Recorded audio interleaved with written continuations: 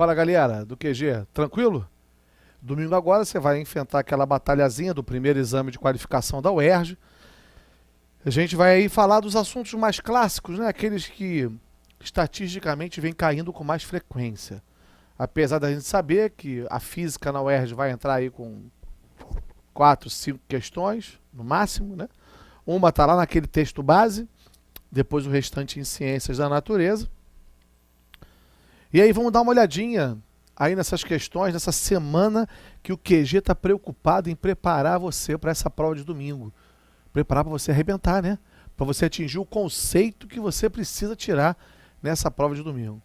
Vamos lá? Vamos de slide? Show de bola. Questão número 1, da própria UERJ. Em um experimento, os blocos 1 e 2, de massas iguais a 10 e 6 kg, respectivamente, vai lendo comigo, estão interligados por um fio ideal. Fio ideal, fio, presença da tração. Em um primeiro momento, uma força de intensidade F igual a 64 newtons, então já sabemos que F vale 64 newtons, é aplicada ao bloco 1, gerando no fio uma tração TA. Em seguida, uma mesma força de intensidade F é aplicada no bloco 2, mesma intensidade F, 64 newtons, produzindo a tração TB. Observe os esquemas, já observamos. Desconsiderando os atritos entre os blocos e a superfície S, a razão entre as trações TA e TB corresponde a... Primeira providência, questão de bloquinho, que a UERJ vem assim, dando uma valorizada, questão de leis de Newton. E a primeira pergunta é, Joca, qual é a lei de Newton que eu vou usar aqui? São 3 as leis. Primeira lei de Newton, para a gente lembrar, fala que a resultante das forças é nula se o corpo estiver em repouso permanente ou em movimento retilíneo uniforme. A segunda lei fala, então, que a resultante das forças é igual a massa vezes a aceleração. E a terceira lei que nós conhecemos é ação e reação. Forças que têm o mesmo módulo, a mesma direção, sentidos opostos e atuam em corpos diferentes. Essas são as 3 leis de Newton. Olhando para essa questão, né, ela está falando a tração, o plano é liso, isto quer dizer que não tem atritos, quer dizer que essa força F vai acelerar o sistema. E se tem aceleração, lá estou eu aplicando a segunda lei de Newton. Força resultante é igual a massa vezes a aceleração. Vem comigo aqui. Ó, importantíssimo. Eu não quero você marcando as forças antes de aplicar a lei correspondente. Então, a lei fala, força resultante é nula quando está em repouso MRU. Ou a força resultante é igual a massa vezes a aceleração. Olhou para o exercício. Está em repouso? Está em MRU? Então as forças se anulam. Não está em repouso, não está em MRU, então força resultante é igual a MA. É a primeira coisa que você vai pensar antes de começar essa marcação de forças que atrapalha vocês pra caramba. Então, primeira coisa, a resultante vale 0 ou vale MA? Ah, vale 0. Se vale 0, as forças se anulam. Já procura logo a opção de as forças se anulam, já mata a questão. E se não vale 0, vale MA? Então a primeira coisa que eu quero que você faça é aplica a lei antes de marcar as suas forças. Volta no slide. Show de bola. Primeira coisa que você observa, você aluno QG que é super bem preparado por nós aqui. Essa força de 64 newtons, ela acelera esse sistema formado pelos blocos 1 e 2. Conclusão. Essa força de 64 newtons, ela acelera um sistema de massa igual a 16 kg. E o que você observa logo depois, no segundo caso, que a mesma força de 64 newtons também acelera o mesmo sistema de 16 kg. Ô, Joca, então qual é a conclusão que a gente chega? Raciocina com o Joca. Essa força de 64 acelera o sistema. Então ela é a resultante, que acelera um sistema de 16, que vai dar uma aceleração. A mesma força F vai acelerar o mesmo sistema, Se a mesma força F é a resultante, acelera a mesma massa, isso quer dizer que a aceleração do primeiro caso e a aceleração do segundo caso são iguais. Sem fazer conta. Nem fiz conta. Nem fiz conta. Só estou usando a lei. Mas Joca, ele pediu a razão, Joca vai trocar de cor agora, presta atenção, entre as trações. O que ele quer é TA sobre TB. Repara que a própria banca da UERJ já marcou a tração. Ou seja, ela quer que você aplique a lei, ela não quer que você fique marcando força. Esse vício que você tem de isolar bloquinho e ficar marcando força. Vem comigo. Olha para o primeiro caso. Olha, presta atenção aqui. Isso. Está reparando que se eu pensar no bloco 1 agora separadamente, eu vou ter a força F e a tração A. Mas se eu pensar no bloco 2, eu só vou ter a tração A acelerando o bloco... Já que o peso é normal. O peso é normal, estão aqui na vertical se anulando, rapaz. Não se preocupa com ele, não. Preste atenção naquelas que vão acelerar o sistema. A tração A está acelerando o bloco 2, ela sozinha. Sabe o que quer dizer isso? Quer dizer que a tração A é a resultante no bloco 2. Isso quer dizer que a tração A vai ser a massa do bloco 2 vezes a aceleração, do caso 1. Agora vem para o de baixo. A tração B, sozinha, está acelerando o bloco 1. Ah, não podia usar o bloco 2? Pode, meu filho, mas vai ter que usar F e T. Se você pensar só no bloco 1, sozinho, a tração B acelera sozinha o bloco B, bloco 1.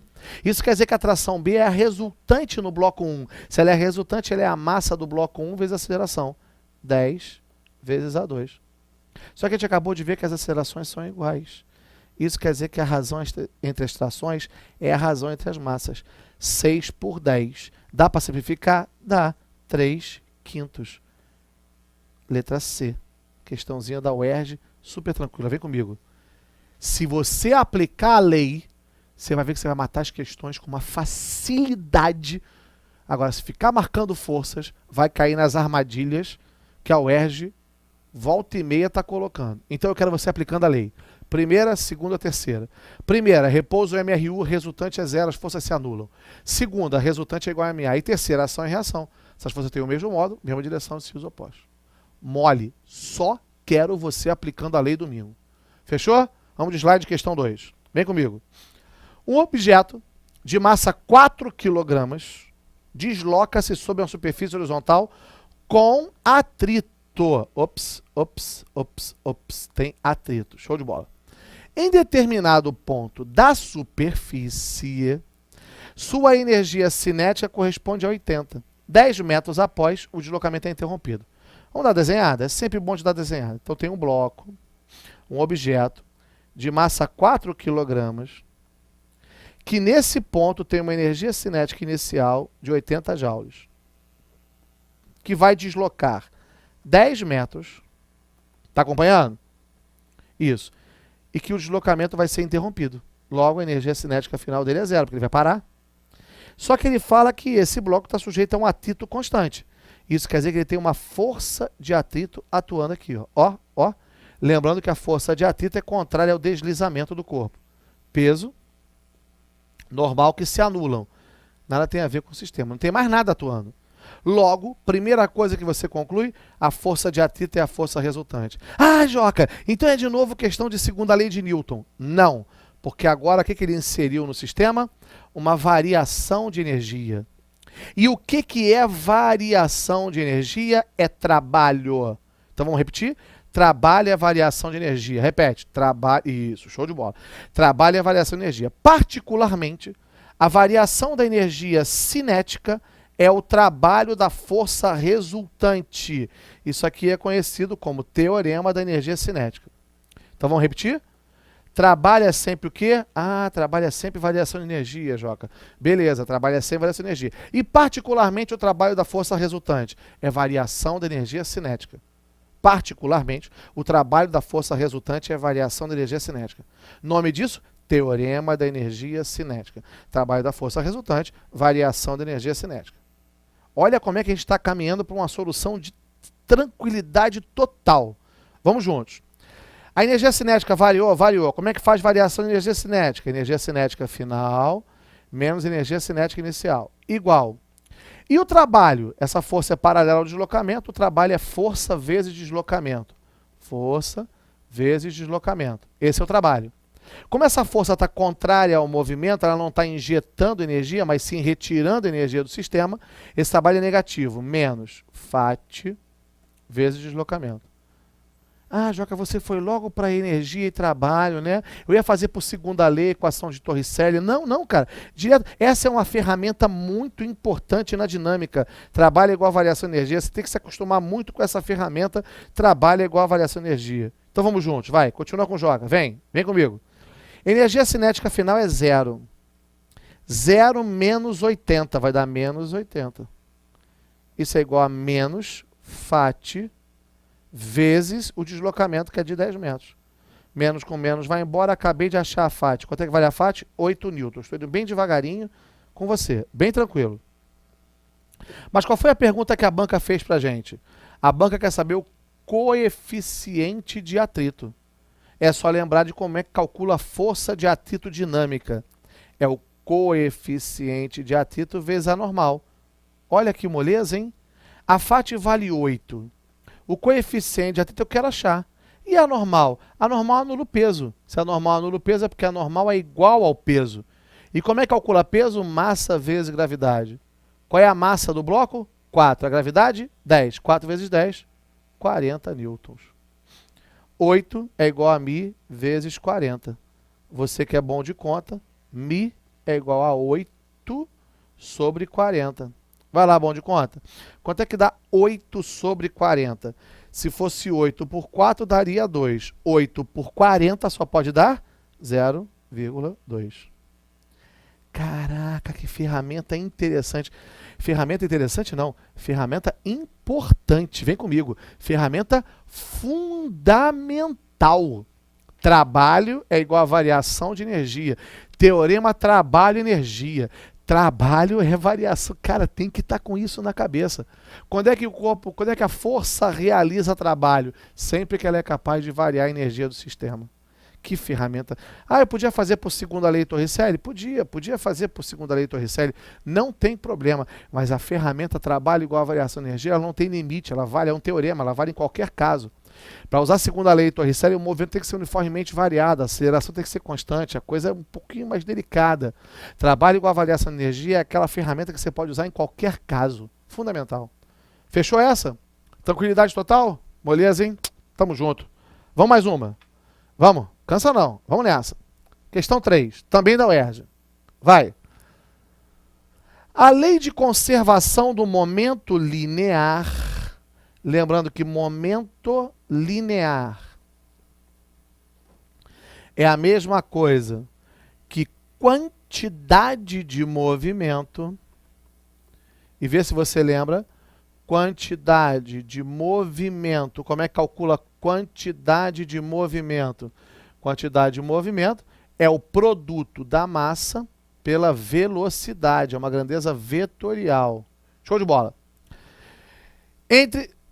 Está associada às relações de simetrias espaciais. Beleza. Nesse contexto, considere uma colisão inelástica. Opa, primeira providência, colisão inelástica é aquela que depois da colisão os corpos vão sair juntos.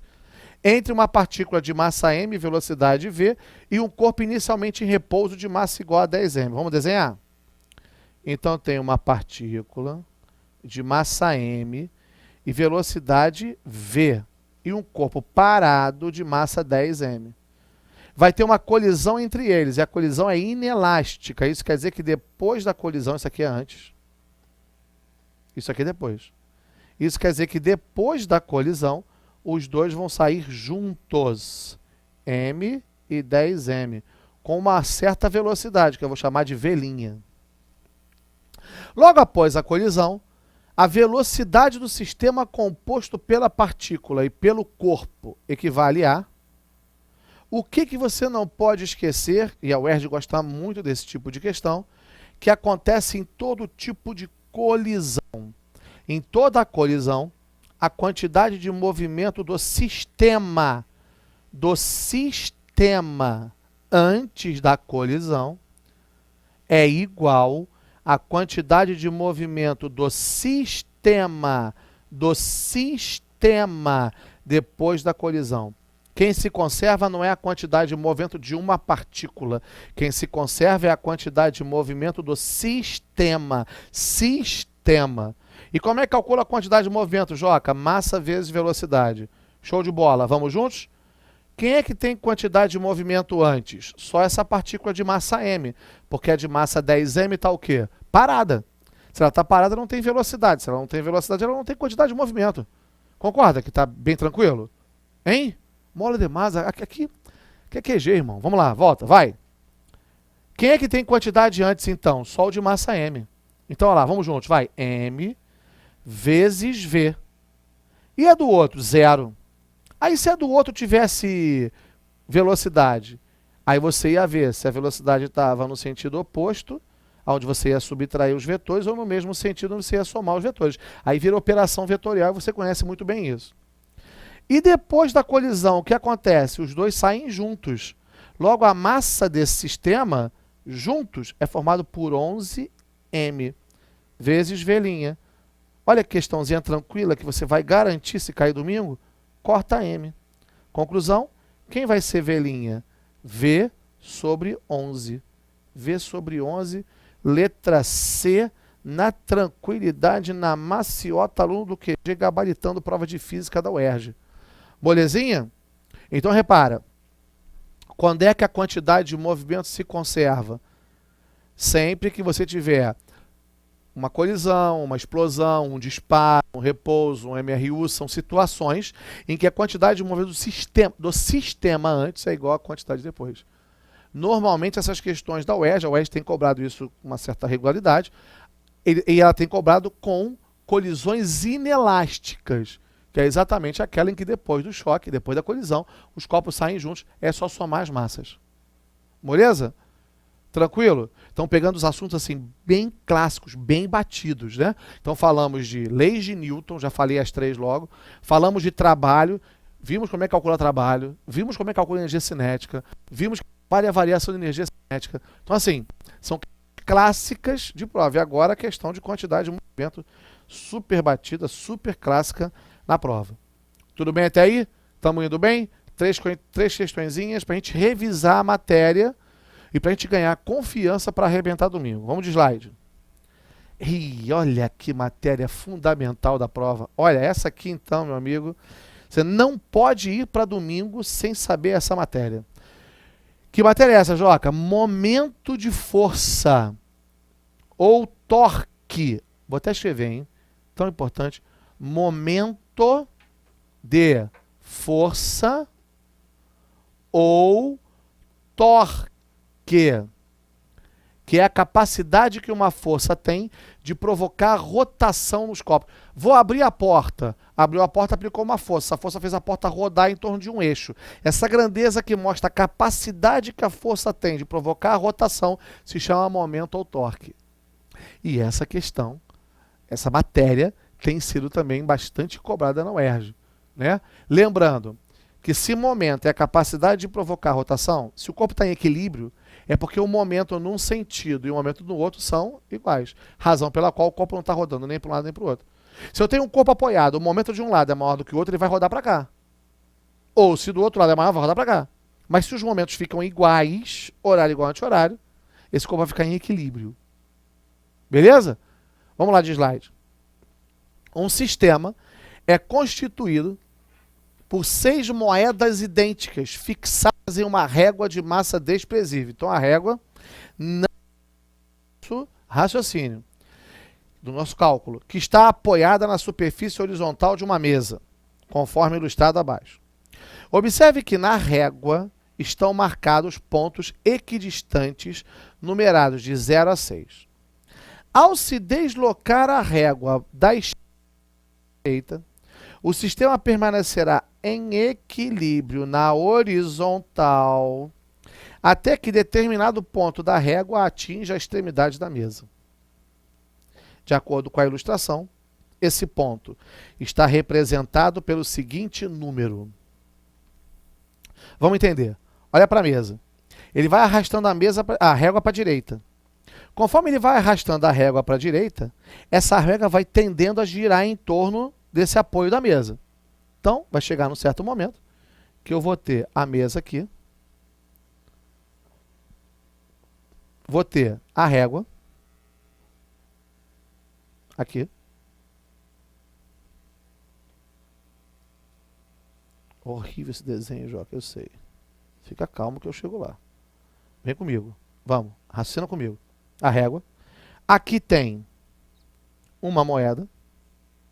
Uma moeda. E aqui tem, nessa parte da régua, 5 moedas. Só você contar aí. 5 moedinhas. Ó. 1, 2, 3, 4, 5 moedas. 5 moedas de um lado, uma moeda do outro, né? Ó, 1, 2, tá acompanhando? 3, 4, 5. Viu aí com os pontinhos? 5 moedas de um lado, uma do outro. O que vai acontecendo? Que eu tenho 5 moedas e aqui eu tenho uma. À medida que eu vou empurrando para a direita, essa régua vai tendendo a girar em torno desse apoio aqui, ó, que é a pontinha da mesa. A régua está apoiada aqui. Quanto mais eu ando para a direita, mais a régua quer virar. Vai chegar um momento que ela vai estar na iminência de virar. Ou seja, ela vai estar na iminência de sofrer rotação. Mas ainda estará em equilíbrio. Eu quero saber que distância essa régua, em que ponto 0, 1, 2, 3, 4, 5 ou 6, eu posso chegar com essa régua sem que ela rode, sem que ela gire, sem que ela caia, sem que ela sofra rotação. Beleza? Então vamos raciocinar? Vem comigo. Como é que calcula momento? O momento é força vezes distância. Então vamos repetir? Momento ou torque é força vezes distância. Distância é essa, da força até o ponto de apoio. O ponto de apoio é exatamente a pontinha da mesa. Então vamos juntos. Vem. Vai. O que eu tenho de força ali? Do lado de cá, eu tenho o peso de uma moeda. E do lado de cá, eu tenho o peso de 5 moedas. Esse aqui é o ponto onde a régua ainda está apoiada. Eu sei que daqui até aqui são 6 espaçozinhos. 1, 2, 3, 4, 5, 6. Está vendo aí? 6 espaços. Eu quero saber em que ponto eu posso chegar com essa régua para ela não cair. Muito bem. Eu sei que... Vou pegar outra cor aqui, hein? Vou pegar esse verde que é bonitinho. Eu sei que essa distância aqui é x, por exemplo. Se aqui é x, é porque aqui é 6 menos x. Estou fazendo a questão de uma maneira tradicional, mas daqui a pouco a gente vai ver um outro caminho. Fica tranquilo por enquanto. Por enquanto faz isso que eu estou falando. O que está acontecendo? Se não está rodando, se ela está em equilíbrio, é porque o momento nesse sentido é igual ao desse sentido. Momento horário é igual ao anti-horário. E como é que eu colo o momento? Força vezes distância. Então vamos juntos. 5 vezes x, que é a distância que está do ponto de apoio, tem que ser igual a 1, que multiplica 6 menos x, que é a distância. Está acompanhando? Está vendo lá? 5 é a força, ou seja, o peso de 5 moedas. 1 é a força, ou seja, o peso de uma moeda. Tranquilo? Sem problemas? O que você acabou de concluir aqui, você que é bom de conta? 5x é igual a 6 menos x. Passa para lá, 6x é igual a 6, x é igual a 1. Ou seja, me basta um pedacinho aqui, só, para que ele fique em equilíbrio, quase caindo, ou seja, na iminência de sofrer rotação. Certo? Se aqui é 0, me basta um pedacinho, eu posso caminhar até a marca 1 da régua. Ou seja, até a marca 1 da régua. Mas, Joca, eu preciso fazer isso tudo? Claro que não. O momento não é força vezes distância? É. Isso quer dizer que a distância é o momento sobre a força. Como está em equilíbrio, o momento de um lado tem que ser igual ao do outro. Logo, a distância e a força são inversamente proporcionais. Onde tiver mais força, tem que ter menor distância. Olha como é que você faz essa questão rapidinho. Vem comigo. Aqui no slide. Essa força do lado de cá não é 5 vezes maior que a de cá? Se ela é 5 vezes maior, essa distância tem que ser 1/5 dessa. De novo. O momento não é o mesmo? O momento é constante, porque o momento horário tem que ser igual ao anti-horário para ficar em equilíbrio. Se o momento é o mesmo, a distância e a força são inversamente proporcionais. Aonde tem mais força, tem que ter menos distância. Como aqui eu tenho 5 moedas a mais do que aqui, essa distância tem que ser 1/5 dessa. Como tudo é 6, só pode ser 1 para 5. Resposta 1. Matou a questão. Só no raciocínio. Então é importante.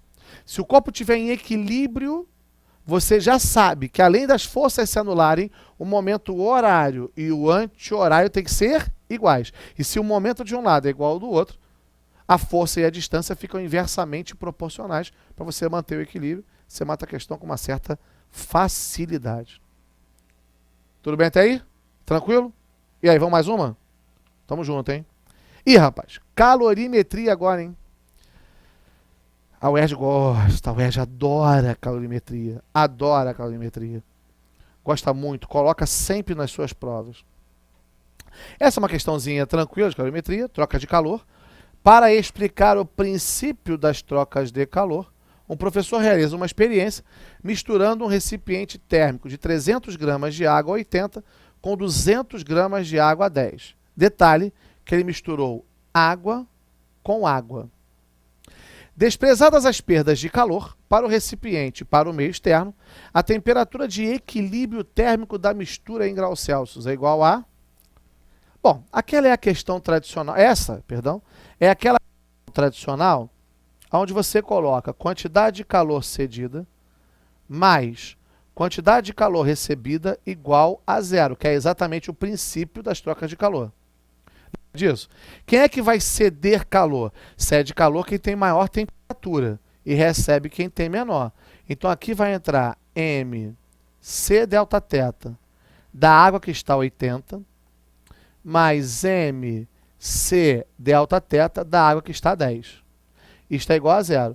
Só como é água e água, o calor específico é aumento, já pode cortar esse calor específico. Horrível esse corte aqui. Coisa horrorosa, Joca. Você não melhora. C. Corta. Aqui é o calor específico da água. Aqui é o da água, está igualado a zero, corta. Aí, molezinha, ó. Olha lá que moleza. Ó, olha lá. Qual é a massa da água que está a 80? 300. Vezes. Variação de temperatura. A temperatura final, que é de equilíbrio, menos a inicial, que é 80. Mais. Qual é a massa da água que está a 10? 200. Vezes a variação de temperatura final, que é o equilíbrio, menos 10. Tudo isso igual a zero. Não é tão difícil, não é mesmo? Tranquilo. Corta 0 com 0, 0 com 0. Como é que fica isso? Vai 3θ, faz distributiva, menos 240, mais 2θ, menos 20, é igual a zero. Continua com Joca? Vamos lá, sem desistir, você é forte. 3θ mais 2θ, 5θ. Menos 240 com menos 20, menos 260. Isso é igual a zero. Passa para lá o 260. 5θ é igual a 260. Continua. Θ é igual a 260 por 5. 260 dividido por 5. Quanto é que dá 260 dividido por 5? 250 por 5 já dá 50. 10 por 5 dá 2. 52 graus Celsius. Letra A.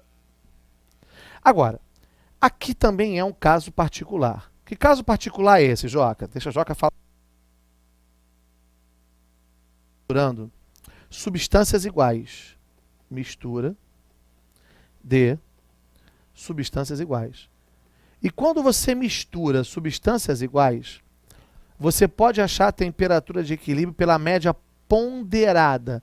Soma do produto M vezes θ inicial, horrível de novo, Joca apaga, M vezes a temperatura inicial, sobre a soma das massas. Então, sempre que você misturar substâncias iguais, você pode achar direto a temperatura de equilíbrio pela média ponderada. Vem comigo. Vai. Somatório do produto mθ, 300 vezes 80, mais 200 vezes 10. Sobre a soma das massas. 300 mais 200. 500. Olha lá que moleza, ó. Pronto. É isso. O que você pode fazer logo de cara? Corta os zeros. 240 mais 20. 260. Corta os zeros. Sobre 5. Olha lá. 52 graus Celsius. Moleza, né? Ah, então eu posso aplicar essa média ponderada sempre? Não. Quando é que você pode aplicar essa média ponderada? Só se você misturar substâncias iguais. Substâncias iguais. Misturou substâncias iguais, média ponderada. E se elas forem diferentes? Quantidade cedida mais recebida igual a zero. Segurança total. Tranquilo de fazer. Questão de calorimetria. Tranquilo. Não esquece que às vezes as questões também caem em capacidade térmica, né? Não esquece que é a quantidade de calor pela variação de temperatura ou produto massa-calor específica. O UERJ gosta muito desse termo, hein?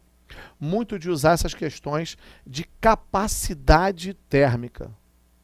Tranquilo? Tudo bem até aí? Então já foi, ó, leis de Newton, já falamos de trabalho e energia, já falamos de momento de força, já falamos do princípio das trocas de calor, não é isso que a gente, ó, momento, quantidade de movimento, trabalho e energia, leis de Newton, trabalho e energia, quantidade de movimento, olha quanta matéria, cara. Momento, calorimetria e não acabou ainda. Tem mais. Opa! Assunto quente para o UERJ, hein? Quentíssimo para domingo. O assunto é esse? Hidrostática. Particularmente, princípio de Arquimedes. Lembra disso? Princípio de Arquimedes. Aquele cara que falou do empuxo.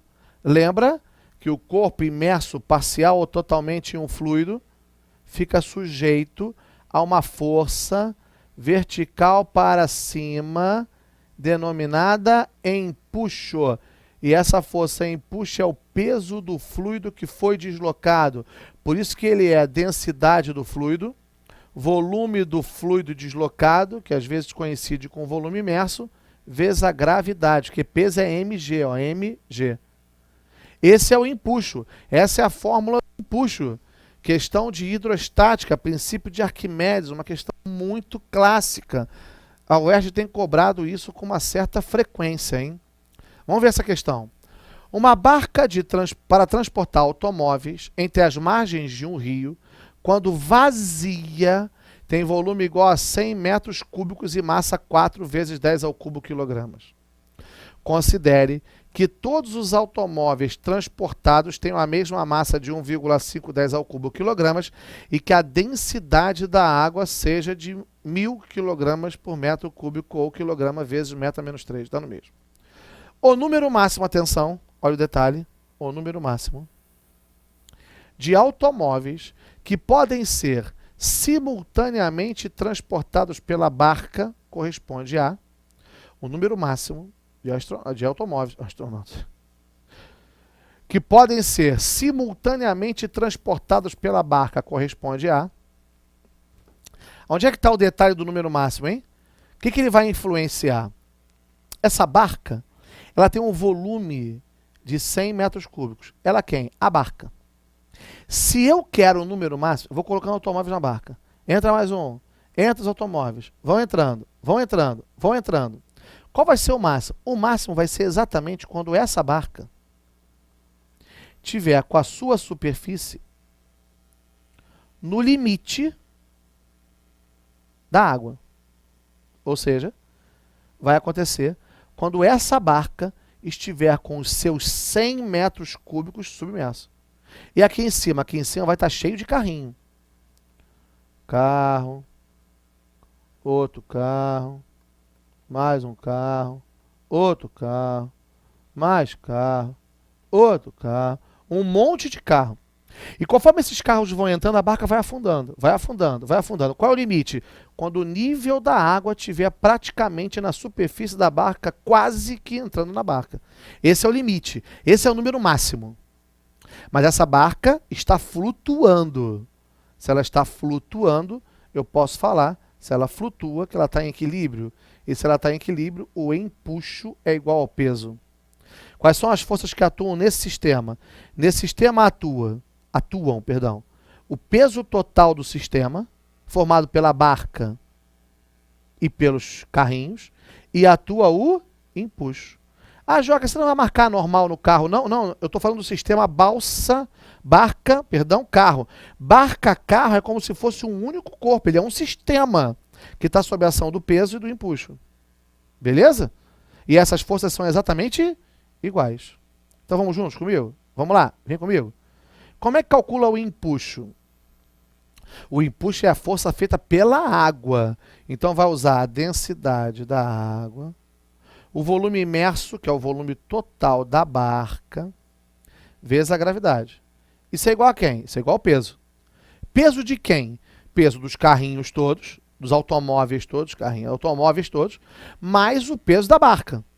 E ele falou que a barca tem massa 410 ao cubo, 410 a quarta, e que cada automóvel tem 1,510 ao cubo. Então o que vai entrar aqui? Vai entrar o peso, vai ter que entrar aqui a massa da barca mais N vezes a massa de um automóvel. Porque a pergunta não foi o número de automóveis. Quantos automóveis? Não sei. 1, 2, 3, 20, 40, 50, N. N automóveis. Tranquilo? Vezes a gravidade. Empuxo igual ao peso. Beleza? O que você pode já ali, com certa tranquilidade, essa é uma questão mais analítica mesmo, né? Essa você vai ter que resolver, não tem jeito. Corta a gravidade. Repara que eu não botei valor nenhum ainda, estou só literal. Que é para tentar levar essa questão sem fazer conta. Vamos lá então. Densidade da água, ele deu 1000, já no sistema internacional. Volume da barca, 100, beleza, está em metro cúbico, tudo igualzinho até agora. Até agora está tudo certo, hein? Até agora estamos felizes e contentes. Massa da barca, 410 a quarta, mais N vezes a massa de um automóvel, que é 1,510 ao cubo. Pô, tem muita potência de base 10 aí, vamos dar uma melhorada? Caraca, tem muita potência, cara.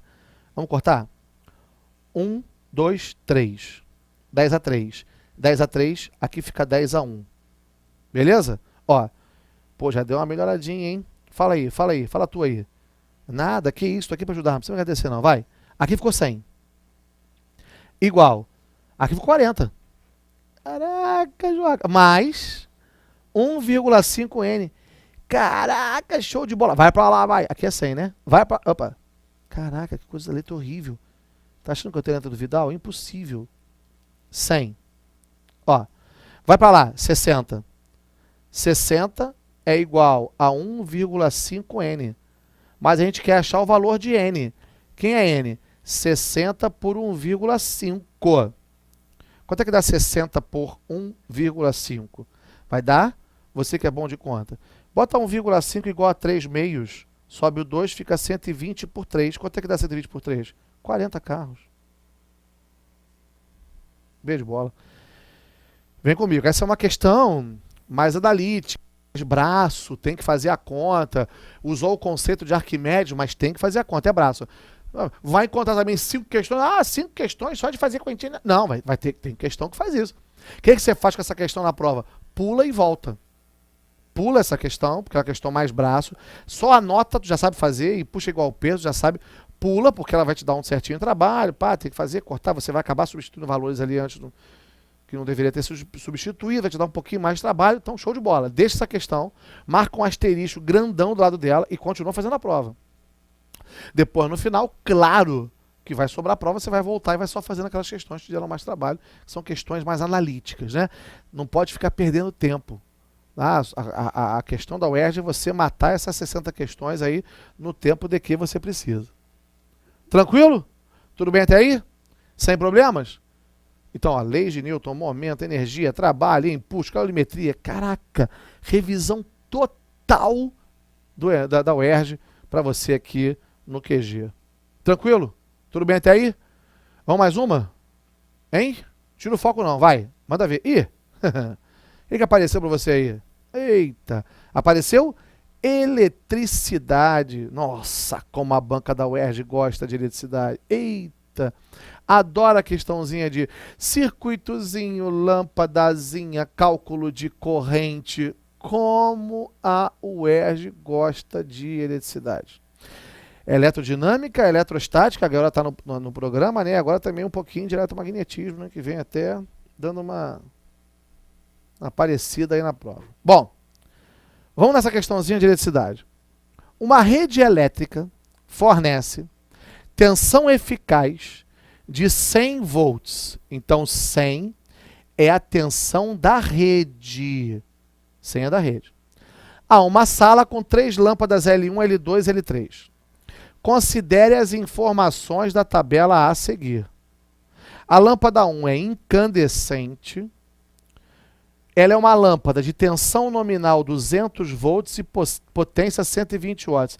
O que quer dizer as características nominais? Quer dizer que se esta lâmpada ela foi produzida, ela foi confeccionada para ser ligada em 200 volts e com isso dissipar 120 watts de potência. Então os valores nominais são aqueles valores que foram feitos para a lâmpada operar, ou seja, são os valores que vêm de fábrica ao qual você precisa ligar aquela lâmpada. Se você ligar essa lâmpada em 250 volts, ela queima. E se você ligar em 180, ela vai ter um brilho menor. Para essa lâmpada funcionar certinho, como ela foi feita para funcionar, ela tem que ser ligada em 200 e ela vai dissipar 120 watts de potência. Então isso aqui é a tensão, isso aqui é a potência nominais. Muito bem. A lâmpada 2, tensão nominal 100, potência nominal 60. Lâmpada 3, fluorescente, fria, né? Tensão nominal 100, potência nominal 20. As 3 lâmpadas são associadas em paralelo. Lembra de paralelo? O que é uma associação em paralelo? Associação em série, você vai ligando um direto no outro, um terminal no outro, um terminal no outro. Consequência da associação em série. A corrente que atravessa todo mundo é a mesma. E a DDP total vai se dividindo. Então, por exemplo, se tiver aqui 120 volts, só de exemplo, você vai ter aqui 60 volts em um, 40 volts no outro e 20 volts no outro. 60, 40, 120. A DDP se divide e a corrente é a mesma. Isso na associação em série. E na associação em paralelo? Na associação em paralelo, você vai ligar os terminais todos entre si e vai ligar esses terminais na fonte. Isso quer dizer que todo mundo está sujeito à mesma tensão. Isso aqui é 120 volts, isso aqui é 120 volts, aqui é 120 volts, aqui é 120 volts. Porém, a corrente elétrica se divide. Então, se aqui está entrando uma corrente I, para cá vem uma corrente I1, para cá I2, para cá I3. De tal forma que elas aqui se somam e voltam a sair. Essa é a associação em paralelo. Então, na associação em paralelo, todo mundo fica sujeito à mesma DDP e a corrente se divide. Na série, a DDP se divide e a corrente é a mesma. Série paralelo. Molezinha? Como é que a banca da UERJ disse que ligou as lâmpadas? Ligou em paralelo. Então vamos ligar essas lâmpadas em paralelo. Vem com Joca. Lâmpada 1. Símbolo de lâmpada é esse. Lâmpada 2. Lâmpada 3. Ligadas em paralelo na rede. Ó. Ligadas em paralelo. Coisa horrível. Que coisa horrível. Que ligação horrível. Joca, ajuda aqui. Vamos lá. Faltando espaço. Capricha, Joca. Lâmpada 1. Lâmpada 2. Lâmpada 3. Todo mundo em paralelo. Ligados na fonte. Beleza. Show de bola. E ele falou que essa fonte é de 100 volts. Então, esta fonte é de 100 volts. 100 volts. E aí, olha o que já começa a aparecer aqui para você. Ó, vamos lembrar aqui. A lâmpada 1 ela é de 200 volts, 120 watts. Opa, já deu zebra. A2, 100 volts, 60 watts, show de bola. A3, 100 volts, 20 watts. Então, repara que as lâmpadas 2 e 3 não trazem problema, porque elas são de 100 ligadas em 100. Se elas são de 100 ligadas em 100, elas vão funcionar normalmente, ou seja, a lâmpada 2 vai operar com 60 watts e a lâmpada 3 com 20 watts. Onde é que está o problema? Na lâmpada 1, que é uma lâmpada de 200 volts de nominal ligada em 100. É claro que ela vai ter um brilho menor. Aí vem a banca da UERJ. Que elas permaneçam acesas durante 10 horas, sendo E1, E2 e E3 as energias consumidas por L1, L2 e 3, a relação entre essas energias, energia é potência vezes tempo. Só que ele falou para a gente que o tempo é o mesmo. Todo mundo fica ligado por 10 horas. O tempo é o mesmo. Isso quer dizer que a relação entre a energia vai obedecer entre a relação entre a potência. Só que tem um detalhe.